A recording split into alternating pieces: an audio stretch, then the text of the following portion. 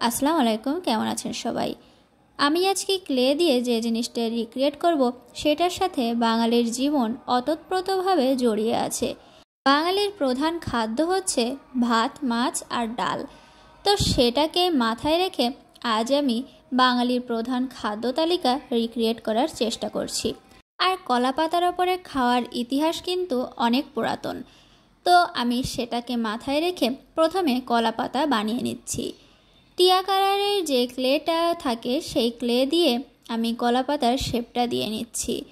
তো এই কলাপাতার শেপটা দেওয়ার আগে আমি ক্লেটাকে ভালোভাবে মিক্সড করে নিয়েছিলাম, যাতে করে পরবর্তীতে শেপগুলো দেওয়ার সময় কোনো ঝামেলা না হয়।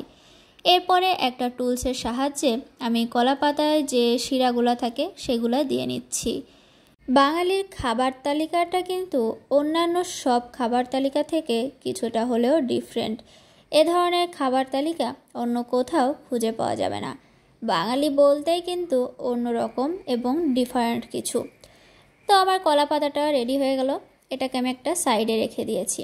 এবার আমি একটা বাটি বানাবো। তার জন্য আমি খয়েরি কালারের ক্লে থেকে অল্প একটু ক্লে নিয়ে সেটাকে ভালোভাবে মিক্সড করে আমি একটা গোল শেপ দিয়ে নিয়েছি। এরপর একটা টুলসের সাহায্যে আমি সেটাকে বাটির শেপ দিয়ে নিচ্ছি। এই বাটিটা আমি একটা সাইডে রেখে দিয়েছি।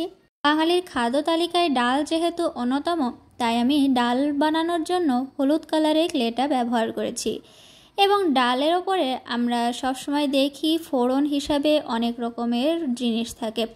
তো সেগুলো বোঝানোর জন্য আমি ছোট ছোট কিছু টপিংসও ব্যবহার করে নিয়েছি। বাঙালি খাদ্য তালিকায় আরেকটি প্রধান যে উপাদান সেটা হচ্ছে মাছ।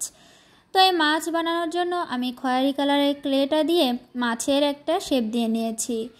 এবার আমি খয়েরি কালারের সাথে কালো কালার মিক্সড করে একটু ডার্ক কালারের যে খয়েরি কালারটা থাকে সেটা বানিয়ে আমি এটাকেও একটা শেপ দিয়ে নিচ্ছি।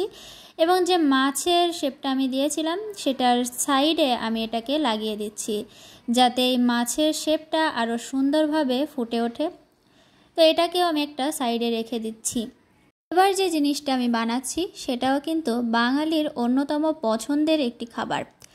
তো মিষ্টি ছাড়া বাঙালির জীবন বা বাঙালির খাদ্য তালিকা কল্পনাই করা যায় না। আর মিষ্টির মধ্যে সব থেকে জনপ্রিয় হচ্ছে রসগোল্লা। তো রসগোল্লা বানানোর জন্য আমি একটা বাটি প্রথমে বানিয়ে নিয়েছি। এরপর সাদা কালারের ক্লে দিয়ে আমি ছোট ছোট কিছু গোল শেপ দিয়ে রসগোল্লা বানিয়ে নিয়েছি। শুধু রসগোল্লা দিয়ে তো হবে না, বাঙালির আরেকটা পছন্দের মিষ্টি হচ্ছে জিলাপি। তো আমি জিলাপিও বানিয়ে নিচ্ছি। হলুদ কালারের ক্লে থেকে কিছু পরিমাণ ক্লে নিয়ে সেটাকে ভালোভাবে মিক্সড করে একটু লম্বা শেপ দিয়ে নিয়েছি।